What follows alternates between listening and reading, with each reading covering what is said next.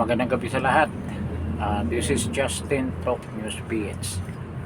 At thank you doon sa mga dumalo dito sa episode na ito ngayong gabi nito.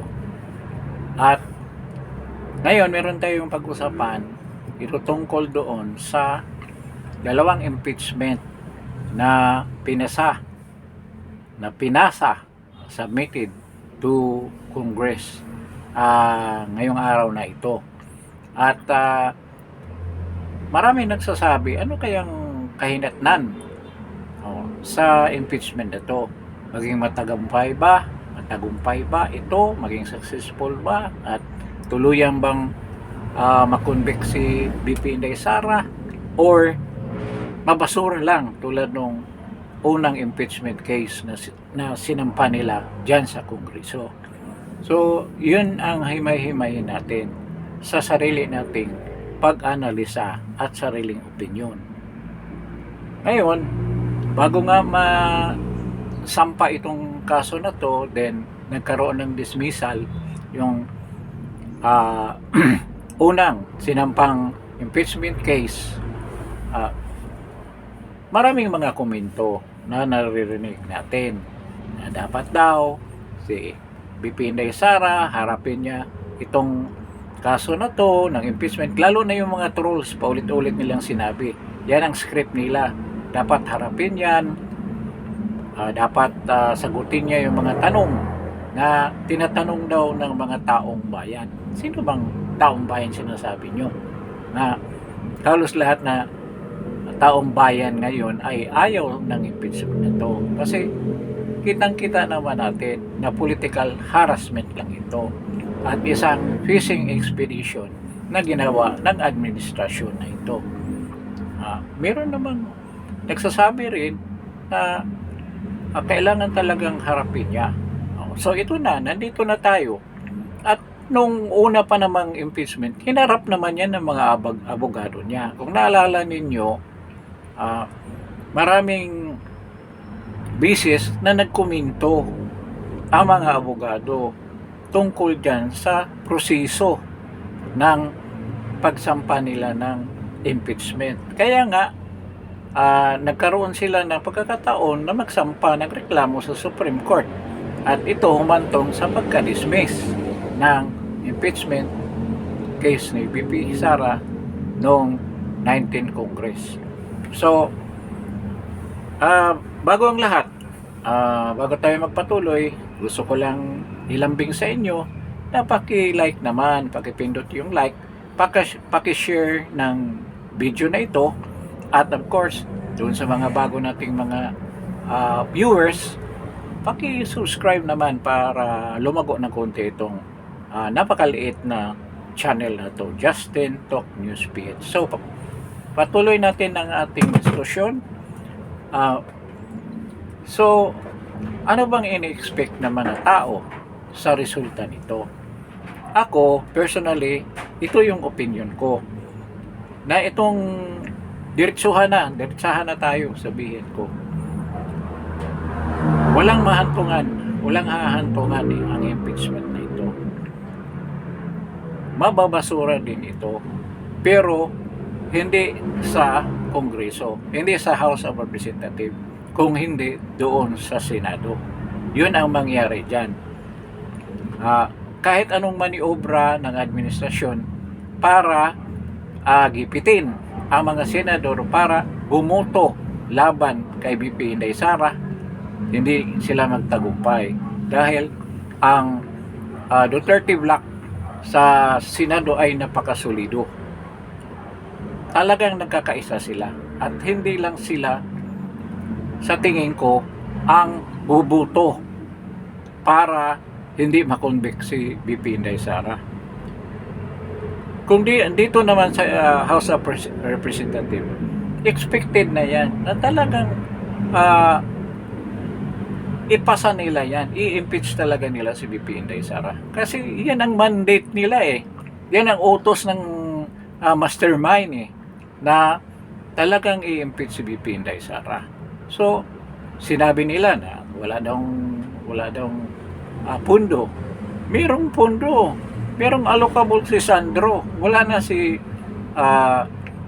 Tambaluslos, pero si Sandro ngayon ang namumuno diyan sa Bigayan. Yun, di umano ang nangyayari diyan ngayon. So, medyo logi ngayong mga congressman ngayon dahil isang Bigayan lang, dalawang trabaho ang gagawin nila. Yun ang pag-acquit ng impeachment case ni BBM at ang pag-convict naman, ang pag-impeach naman ni VP Inday Sara. So, i-dismiss nila yung kay BBM Bangag, then kay Sara naman, ituloy nila yan sa Senado. So, kung titingnan natin mabuti, kitang-kita na natin at talagang walang basihan ang kanilang mga aligasyon. Ito, noong unang impeachment, kasi the same impeachment case ang sinasampa nila. Yung Tindig Pilipinas ni Kiko Aquino D, yun ang nagsampa ng confidential fund, question on confidential fund. Then, yung kay Dilima naman, yung kay Madriaga. So, dinagdag nila yung kay Madriaga. Si Dilima, I'm sure si part ng prosecution team ay si Dilima at yung ibang mga lawyer pa dyan. Kung titingnan, lawyer sa House of Representatives. Kung titingnan naman natin yung line-up ng prosecutors at mga abogado ni BP Inday Sara, parang kung titingnan mo, parang naglalaro yung NBA at saka PBA. NBA laban sa PBA, ganyan. Ganyan ang sitwasyon doon sa regarding sa depensa at prosecution. Kasi nakita naman natin before, the same lawyers, set of lawyers na yung minensyon ni BP Inday Sara doon sa first impeachment. Yung sina Porton, Salazar, Narbasa, mga bigating mga lawyers na talagang bihasa na sa mga criminal civil cases. At sila, talagang yan ang kanilang buhay. Yan ang araw-araw nilang ginawa. Pag-attend dyan sa korte para harapin ang mga kaso na dinudulog sa kanila ng kanilang mga kliyente. Dito naman sa mga prosecutors, si Laila de Lima, wala namang ganyang kalalim na experience with regards to handling criminal or civil cases. Kasi siya ay isang election lawyer. Nung nag-DOJ din siya, wala namang mga kaso na ganyang kabigat na hinahandle niya. Kaya, dihadong-dihado kung titingnan mo ang sabihin natin qualification ng prosecutor at ang defense team ni BP Inday Sara. So mga ngamuti yan mga yan kasi hindi naman sila sanay sa deliberasyon ng isang criminal case or isang impeachment case. At sina Forton, may mga sina Narbasa, experience na yan sa impeachment cases, to handle impeachment cases such as itong impeachment cases ni BP Inday Sara. Kaya kung titingnan mo talaga, susundin mo yung tamang proseso dyan sa impeachment case ni BP Inday Sara, hindi talaga mananalo ang mga congressman dyan sa demanda nila. Kasi yung mga kaso nila napaka-incredible. O paano nila ngayon ipatuloy ang pagsampa dyan, tinuloy na nga nila, paano nila bibigyan ng pruweba sa kanilang mga ebidensya na si Inday ay mayroong ginawang pagnanakaw dyan sa confidential fund niya. Mahirap yan. Mahirap i-prove. At kung wala kang solido na ebidensya yan, kung sa matinong korte, hindi yan tatanggapin on the first place. Kasi wala namang solid na evidence na may nawalang pera. In fact, naglabas pa nga ang COA ng unmodified report na walang pera, walang ninakaw si Inday.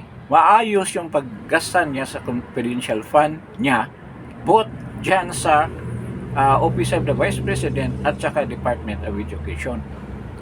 So paano mananalo yung prosecutors niyan?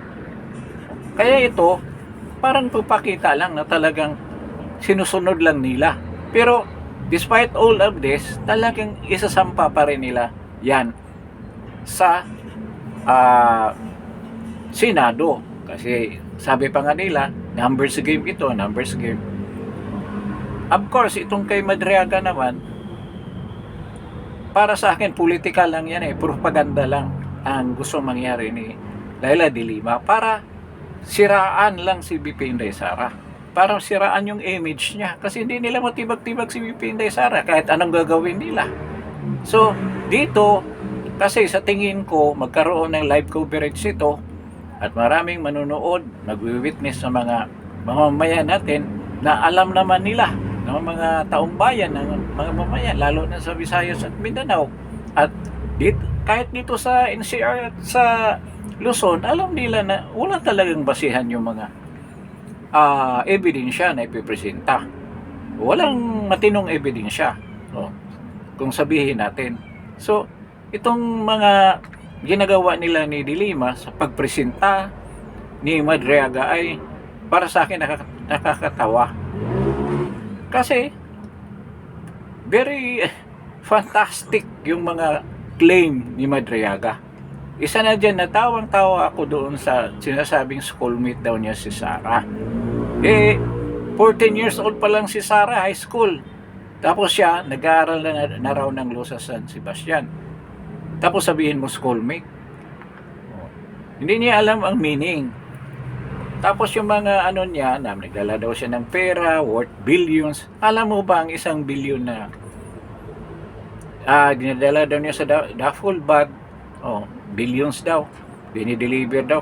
Hindi ko na nga hindi ko na minimorya yung sinasabi niya dahil napaka-incredible. Sinasabi niya na millions daw yung dinideliver, tapos 2-3 duffel bag lang linalagyan. Alam mo ba kung gaano karami yung 1 billion? Sa isang armored car yan, armored truck van, hindi yan magkasya. Hindi yan magkasya. Sa totoo lang. Kasi doon sa hearing doon sa kay Bernardo ba yan? Yung taga DPW, sinabi nila na hindi talaga magkasya during the Blue Ribbon Committee hearing ni Lacson. So, paano yan? Paano paniwalaan yan? Tapos kung sabi niya, close daw sila ni Inday Sara. Wala namang maraming mga video, pictures na magkakasama sila. Pinagkatiwalaan daw siya. Kaya, alam ni de Lima na hindi talaga uobra yung ebidensya ni Madriaga. Pero ituloy lang niya yan. Kasi ang direksyon nila na mabuksan daw yung na mapipilitan buksan daw yung bank account ni Sara. Pwede ba yan? Diyan sa impeachment? Hindi yan po pwede. Pwedeng hindi yan mabuksan kung walang desisyon ang korte. Na pwede mong buksan ang account niya. So, purely propaganda lang yung gagawin nila ni de Lima. So, diyan naman sa Kongreso ngayon, iba sa Kongreso noon. Yung hearing noon, kasi pina-fast break nga nila, walang debate. Pero ngayon, sigurado ako pagdating sa plenary niyan, maraming pipigil niyan. Sabihin man natin na maraming bubuto na ma-impeach si BP Inday Sara, pero merong madugong labanan yan. Kasi maraming maraming didepensa kay BP Inday Sara. At sa ibang mga kongresista, medyo malabnaw ang dating niyan. Siguro, hindi pa pangakuha ng bayan. Alam naman natin dahil mismo si Tubig Tiangco nagsasabi na nagbibigay ng 150 million para pumirma. Pero ngayon, sabi nga, wala daw. Pero hindi ako maniwala, hindi pa na-release. Siguro. Pero may allocable ngayon si Sandro Saan pupunta yan? Kaya nga, yan ang pang-akit nila para pumirma. So, mauulit yung nangyari nung nakaraang impeachment. So, diyan sa Kongreso, hindi ko talaga in-expect na hindi na mananalo diyan si BP Inday Sara. Klarong-klaro na 'yan. Pero dadaan mo na 'yan sa matinding debate. Kasi marami na ring mga didepensa kay BP Inday Sara. Oh, so, diyan pa lang malalaman natin kung anong kabalastugan yung mga ebidensyang ipipresenta nila na nakakatawa. Oh. Sinama nila yung kay Madriaga, hindi ba alam ni Dilima yan? Na ganyan ka walang kwenta yung ebidensya na yan, na walang batayan. Tapos itutuloy pa rin. Kasi, yung nga, ulitin ko, that's purely propaganda. In preparation for the upcoming 2028 election para masira si BP Inday Sara. Sa akala nila. Ang mga tao committed na dyan. I don't know kung may babaliktad pa. Wala na. Oh. Sipin mo, ang flood control controversy, ang flood control scandal, nakawan, hindi nila pinasa. Oh, andyan na nga sa impeachment ni BBM. Pero sigurado ako ma-dismiss rin yan. Ngayon lang medyo pinaano lang nila ngayon para pampagana lang na kunwari yung hearing kanina sa sa kung meron bang form and substance yung mga sinampa ng kaso laban kay PBBM, sa tingin ko palamuti lang yun eh. Pero pagdating doon sa plenary, diyan magkaalaman kung ipipresenta na yung mga charges. Malalaman na natin kung sino ang mga congressman na bubuto dyan. Kaya nga, doon sa mga supporters ni BP Inday Sara, tandaan natin kung sino itong mga congressman na to. Ngayon pa nga lang, si Bini Abante, pumapapil na. Kanina, pumapapil. Sipin mo naman, pag hindi ka taxpayer, hindi ka pwede magsampa ng impeachment case. Ibang klase yun eh. Hindi naman yun minention ng Supreme Court na bawal mag-submit or mag-sponsor ng isang citizen kung hindi siya taxpayer. Oh, ibang klase, tapos nag-walk out pa siya. Hindi daw niya nagustuhan yung yung naaprubahan na form and substance ng dalawang impeachment case na sinampa ng akbayan. Oh. Ngayon, ito nga, so expected na natin na itong impeachment case na to tutuloy sa Senado. Oh.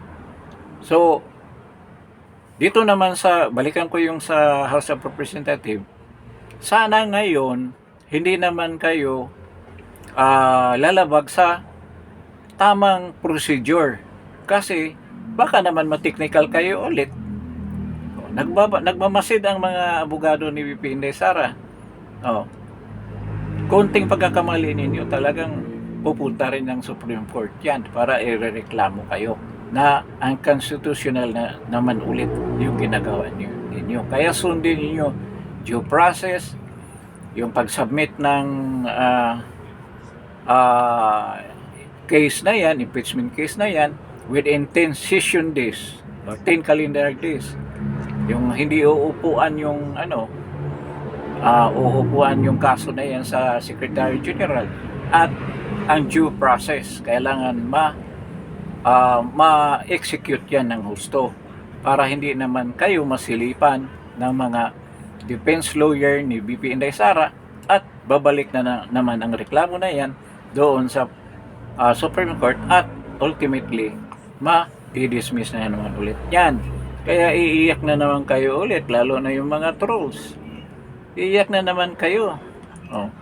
So, ito, na submission yan doon sa pag-endorse nila ang impeachment case na yan sa Senado, doon na madugo na labanan. Kasi kahit na sabihin natin na tinitreat nila si Jinggoy, si Joel Villanueva na hindi boboto, at saka si Chis Escudero na to vote for the conviction of BP Inday Sara, buo pa rin yung 9 eh. 9 na senators for BP Inday Sara. Kaya nga si Bato, gagawa nila ng case sa ethics committee para hindi na makapagboto. Hindi pwede ba yan? I-elected yan. Ilan ang boto niyan? 20 million mahigit. Hindi pwede yan. Kaya doon nga, naalala ko yung sinabi ni Leonin na hindi lang pinuprotektahan ang mismong procedure ng impeachment. Kung hindi, ang kapakanan ng mga butante na bumuto kay BP Inday Sara. Ilang milyon ba yan? Sa buong history ng Pilipinas, sa buong since nagkaroon tayo ng eleksyon, si BP Inday Sara ang nakagarner na napakataas na 32 million votes na nakuha niya. Sa bagay noon, maliit bang population ng Pilipinas, but the same, talagang mataas ang nakuha niyang boto. Historically, siya ang pinakamataas sa lahat ng mga politiko na kumandidato sa isang posisyon. Si BP Inday Sara lang ang nakakuha ng ganyang prestigious na achievement na being the highest government official o elected government official to achieve that number of votes in an election. So 32 million. So yan, pinaprotektahan din yan. So hindi mo basta-basta baliwalain, tulad ng ginawa nyo kay Bato, tulad ng ginawa nyo kay Kiko Barsaga. Nakalimutan nyo na may mga bumubuto sa mga yan. Meron silang distrito, at si Bato naman nationwide, binuto ng napakalaki niyan. Number 3 ba si Bato? Number 2 ba yun? O number 3 sa ranking nung last May election 2025. So ganyan lang gagawin ninyo. Para nga dito sa butuhan sa impeachment ni BP Inday Sara in preparation. Pero kung bilangin mo 9 yan, paano? Ang kailangan nila 2/3 vote para ma-convict si BP Inday Sara. Paano nyo makuha ang 2/3 vote niyan? Hindi kaya sasama ang loob ni na Jinggoy at babaliktad si Joel Villanueva at saka si Chis Escudero. Ngayon tahimik na si Chis alam naman natin na may pinag-usapan na huwag ka na maingay dyan, hindi na namin itutuloy niyan, basta huwag kang bubuto for Inday Sara dyan sa impeachment case niya. So ito nga, sulit na 9 yan. Hindi ako maniwala na kahit na lalabas yung pera niyan katulad nung impeachment ni Corona na matatangay yung mga yan. Hindi, dahil ngayon iba ang labanan. Iba ang labanan, sobrang galit ng mga tao. May suporta ang mga tao, pinapakita ng mga mamamayang Pilipino ang galit nila sa administrasyon na to, na sobrang palpak, sobrang walang hiya, sobrang kapal ang mukha, sobrang pagnanakaw na ginawa nila sa bayan na ngayon sa totoo lang naghihirap, lalo na yung nasa baba, hirap na hirap. Makikita naman natin sa GDP, imagine, parang pandemic time tayo, 4.3. Imagine the whole year of 2025. Tapos sila sobrang ayuda ang linabas. O saan na yung mga epekto ng ayuda? Kaya na-underestimate din nila ni Bangag at ni Tambaluslos, sina Lisa Aranita, na kung gamitin nila yung ayuda, okay lang na mga tao, hindi magrereklamo. Kung may ayuda, hindi naman lahat nakakatanggap ng ayuda kaya magrereklamo talaga ang maraming tao, kasi yung mga political supporters lang ninyo, yung mga magnanakaw din ng mga barangay captain, mayor, congressman, ang nakikinabang at yung iba, some of their supporters also. So ganyan ang nangyari, na-underestimate nila. Alisin natin yung mga pundo dyan sa mga big ticket projects at ilagay natin sa flood control at sa ayuda. Hindi na papalag yung mga tao at takutin natin. Hindi eh. Yung ibang mga tao tulad nila General Poe kasi hindi takot yung mga yan. Di ba? At their age right now, dumaan na yung sobrang hirap at sobrang nakakatakot na mga event ng kanilang buhay. So, handa silang humarap ng ganyan mga sitwasyon kung bayan ang pag-usapan. So, pagdating niyan sa Senado, siguradong basura yan. Yung iba nagsasabi, paano mo masiguro? Titingnan mo lang yung numbers. At kung ikaw naman, matino kang senador, bubuto ka sa mga ganyang ebidensya na ipresenta. Walang ebidensyang matino. In fact, kung titingnan mo lang, dapat sa Kongreso, sa Representative, wala na yan. Hindi na dapat nagpo-prosper yan. Pero ang gagawin nga nila, dahil may umiikot na halaga na pinang-akit sa kanila sa kanilang mga perma, talagang matuluyan na ma-impeach si BP Inday Sara. That's a fact. At hindi natin mapasubalian yan kahit sino ang magsasabi. Kasi yun ang game plan nila. Di ba? Doon sa sinabi ko kanina sa vlog ko, kanina umaga, na part of the game plan nila yan. Kaya medyo litong-lito na sila kung paano gagawin na hindi talaga matuloy ang pagiging presidente ni BP Inday Sara sa 2028 elections. Kaya gagawin nila lahat. But I don't know kung kayanin nila. Kaya nila ang bugso ng galit ng mga tao kung gagawin nila ang isang bagay na makakasama sa kay BP Inday Sara. Tuloy yan ang magagalit ng mga tao. Isipin mo naman, ang kanyang ama ay kinidnap nyo. Tapos magtatanong yung iba, bakit galit na galit BP Inday Sara kay BBM? Ay, hindi ba nyo alam? Isipin mo ito, balikan lang natin. Nung sinabi ni Amy, nalaman ni Amy na nagsumbo ngayong PDEA na si BBM ay drug user. Sinabi rin naman ni Amy yan. Anong ginawa ni Amy? Yung nagpunta sila sa Davao. Nagpunta si Amy sa Davao at nagpakaawa. Imagine, hindi ba alam ni BBM yan na sana na force rehab siya o nakulong at mapahiya siya ng gusto. Baka kung ginawa ni President Duterte na hindi niya sinunod yung request ni Senator Amy, wala na talaga siyang pag-asa na makatakbo in any position. Dahil mabulgar yung pangalan niya eh. Pero yan, nagmagandang loob pa si President Duterte. Hindi siya pinakialaman. Pinabayaan lang siya. Ang nakakaano nga yung pagiging tribal ng tao. Parang hindi ka makapaniwala, no? May tao palang ganyan ka-traidor. Ang ama mo, pinalibing sa libingan ng mga bayani.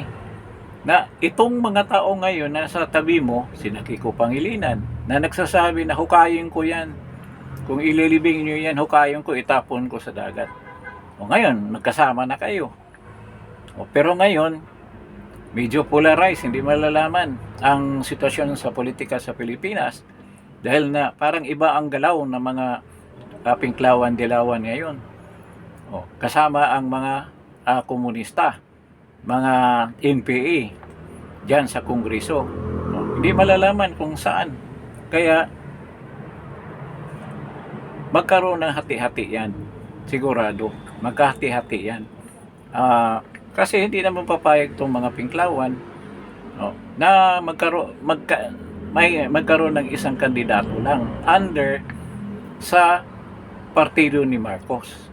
Talagang magkaroon sila ng sarili. Probably si Leni Robredo. or si Risa Ontiveros. Kaya dyan pa lang magkagulo na sila. Dito naman sa kabila, malamang si Rapi Tulfo or si Junvic Remulla. Yung mga ambisyosong makikita natin kung hindi ba sila didiretso sa Inodoro laban kay BP Inday Sara. Kaya napakalaking disadvantage sa kanila kung marami sila kasi mahahati ang buto. Samantala kay Inday, baka nga tataas pa sa 32 million with all the anger, the frustration ng mga Pilipino, baka abutin ng 50 million yan out of the 64 million voters.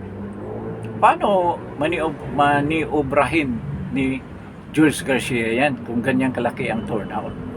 Mahirap yan kasi nangyari yan noong 2025. Kahit anong magic na gagawin, gusto nila pigilan si Bongo, pigilan si Bato, si Marcolita, hindi kaya. Sa laki ng lamang, laki ng buto, hindi mo kaya yan. Kaya mo 5,000, 4,000 lang. Ang pinakamalaki 8,000. Ang sabi nila, ang pinakamalaking dinhaya 8,000 daw yung kay BBM. Dahil si BBM 23 million lang dapat. Dinagdagan ng 8 million kaya naging 31. Kasi nakakahiya na si BP Inday Sara 32 million, siya 23 million lang. Na presidente naman ang posisyon na tinakbo niya.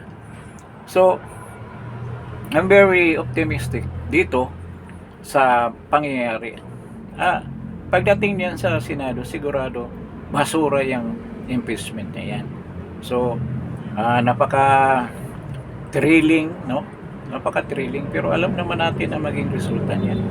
Kaya ito nga, sila mismo kabado. Anong sinabi ni Ridon kanina? Yung pumirma daw sa unang impeachment kay BP Inday Sara, dapat lalabas kayo at pumirma ngayon. So ibig sabihin may nagko-commit sa kanila na talagang suportahan yung impeachment case nila na sinasampa ng mga makakaliwang grupo. So ibig sabihin malabnaw ang dating, ang acceptance ng mga congressman sa impeachment case na to. Yung grupo ng NUP nagsabi na wala daw impeachment case na silang susuportahan. Itong NUP, alam naman natin, pinaratangan to ni Kiko Barsaga na binabayaran ni Enrique Rason, yung oligarko natin na hindi ko akalain na ganyan pala, kung totoo yung allegations, sabagay allegations naman na ganyan kakurap yung tao na yan. I thought maayos yan, di ba? Ngayon lumabas na pala ang baho niya. Ngayon dinidemanda niya si Kiko Barsaga ng cyber libel. So ganyan ang laro ngayon dyan sa Kongreso. By the coming days, lalabas din naman ang baho niya kung may lagayan dyan. Hindi na kailangan si Toby Chanko. Baka iba naman na magsasabi niya. Baka si Leandro Lebiste magsasabi niya na may lagayan. So magkabukingan din. Kaya ngayon medyo maingat yung mga congressman. I hope yung ugaling pinapakita nila ngayon ay magpapatuloy na parang professional sila ang dating. Parang ginampanan nila ang pagiging isang matinong congressman. Pero hindi natin alam kung sa patalikod yan kung anong ginagawa. Malalaman natin yan pag daan ng ilang araw. Malalaman natin yan doon sa plenary kung yung masuportahan ba ang kanilang allegation at kung kalabanin nila itong mga matitinding defense lawyer ni BP Sara. Medyo tagilid talaga sila kasi napakahina ng nila ebidensya na ipipresenta. So doon sa mga supporters, mga DDS, huwag kayong mabahala. Bukod sa prayers natin, malay natin ano kaya mangyari kung mayroon pa nga akong nakita na isang post na dapat daw tanggalin muna si BP Inday Sara bago i-impeach si BP Inday si PBBM. napakaano mo naman. Hindi yan ang proseso. Pwede magsabay yan. Walang bawal niyan na isabay ang dalawang impeachment. Bakit gusto mong tanggalin muna si BP Inday Sara? O, di ba? Tapos na nakasampa na lahat. Ngayon, by a stroke of miracle siguro, kung anong mangyari kay PBBM, dahil hindi nga natin alam kung ano bang katotohanan tinatago nila, sinasabi ni fake daw yung kumakalat na CT scan galing sa Sintlux. O sana yung totoo, yung genuine. Paano masabing isang bagay na fake kung walang ipapakitang original na totoo, na genuine? So, sila ang nagpi-fake news. Dapat ipakita nila ang totoong medical bulletin ng Pangulo. Dahil karapatan yan ng mamamayang Pilipino na malaman ang totoong health condition ng Pangulo at all times. Dahil siya ang gumagawa ng mga obligasyon na dapat matamasa ng mga mamamayang Pilipino. Pero hindi, we will never expect that. So, ngayon, bantayan na lang natin itong pangyayari diyan sa impeachment case ni BP Inday Sara. But ito nga, tayo mga TDS, ano lang tayo, lagi tayong alerto. Let us be vigilant, no? And tulad namin mga vlogger, we'll make it na talagang makarating sa inyo ang mga impormasyon at mga kuro-kuro, mga opinion na dapat natin isa-isip na nandito ang katulad natin na dumidipinsa sa ating demokrasya at dumidipinsa sa tama at nagmamahal sa ating bayan na sana maalis na tayo sa ganitong kalagayan na sobrang hirap, sobrang walang hiya ang namumuno at dapat tapusin na yan ang pangyayari ngayon at maibsan ang kahirapan sa ating bayan at maprotektahan natin ang ating karapatan, our rights, our democracy, our freedom, at magpatuloy tayo na magiging proactive participant sa lahat na mga gampanin na dapat protektahan natin ang ating kalayaan.